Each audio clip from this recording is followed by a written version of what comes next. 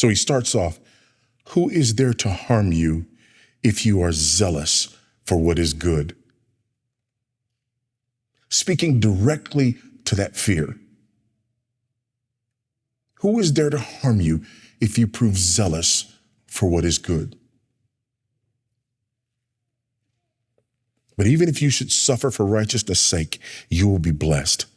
Have no fear of them, nor be troubled, but in your hearts honor Christ the Lord as holy, always being prepared to make a defense to anyone who asks you for the reason for the hope that is in you, yet do it with gentleness and respect, having a good conscience, so that when you are slandered, not if but when, those who revile your good behavior in Christ may be put to shame.